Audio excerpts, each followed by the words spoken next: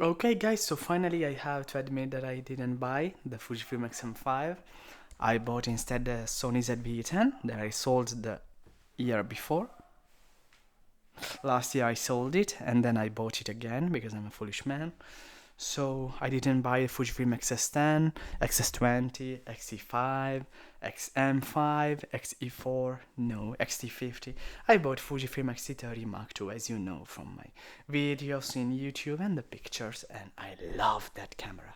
I'm in love with Fujifilm X-T30 Mark II. The aesthetics, the are amazing, and also the physical buttons and dials are great. Okay, I really like it's inspiring.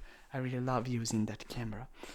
But why didn't I buy the Fujifilm XM5? Honestly, I like the oh, sorry, I like the film simulation dial, on the left side, on the top left. But that's not the reason. The reason why I didn't buy the Fujifilm XM5 is the price. Because honestly, 100 euros, no, less than 100 euros, and could have bought, and I also bought the Fujifilm X-T30 Mark II with the same kit lens, 15 to 45. Okay, I doesn't have the 10-bit 422. Sorry, the XM5 has the 10-bit 422. It has also the it also has the new two film simulations, Nostalgic Neg and Real Ace, and it has a 6K open gate. It has what else does it have? A sleeker profile. It's smaller. It's more portable. Okay, but at the same time, it's less inspiring. It would be a tool. I don't give a fuck. I don't give a shit about the vlogging features that people are advertising connected to the XM5. Okay, but at the same time, I understand that the market requires these kind of things. What else? What else? What else? Honestly, I don't know because XM5 is nice. Okay, and I think that it would be even nicer to hold, but at the same time, XT30 Mark II offers a more fascinating experience. It's more intriguing, and the reward is equal, I think, because I don't make color grading or this kind of heavy color grading. I mean, or these kind of things. Fujifilm X-T30 Mark II offers everything I need currently. If XM5 had IBIS, I would buy it with my eyes closed. Okay, but it doesn't have embodiment stabilization, and so the features that it has more than my XT30 Mark II, but also the loss of because you lose some buttons and dials, and they are essential, in my opinion.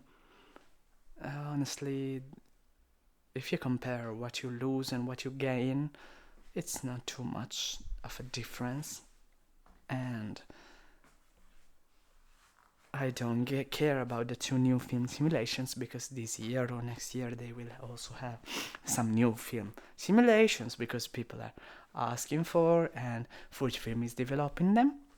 They will be great, and they will be greater than the ones available now, as it has always been, because I shoot most of my pictures in Astia, and so if you have Astia, which is one of the trio, Astia, Provia, and Velvia, the first film simulations available even on the Fujifilm XM1, then you are okay, because they are the only thing that you need, honestly.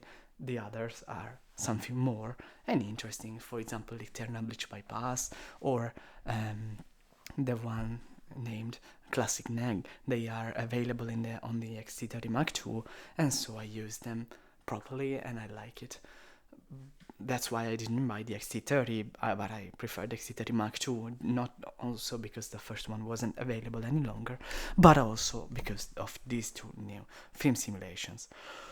XT50, I didn't buy it because of the price. It's too high.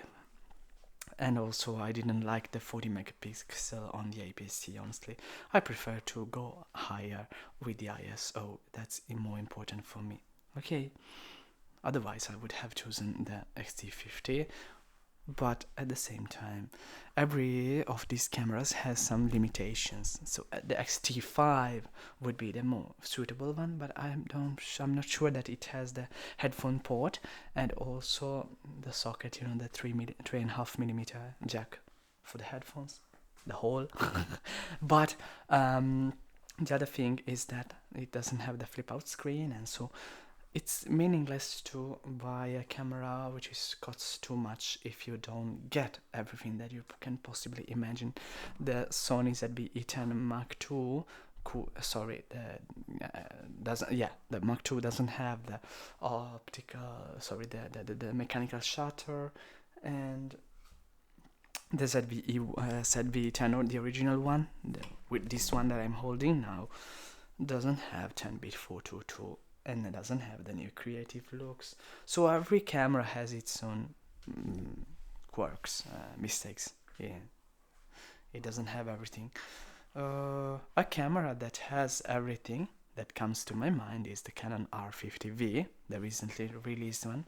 It has really everything, but so one thing is missing from the ZV-E10 Mark II, from the Canon R50V, from the Fujifilm XM5, from the Nikon Z50 Mark II, and that is IBIS. Okay?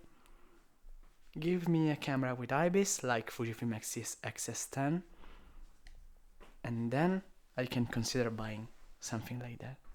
I didn't buy XS10 Fujifilm or XS20 for a matter of aesthetics, because I preferred and the buttons and dials layout of the XT30 Mark II, okay?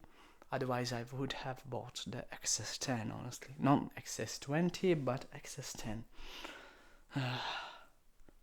That's all. Ciao.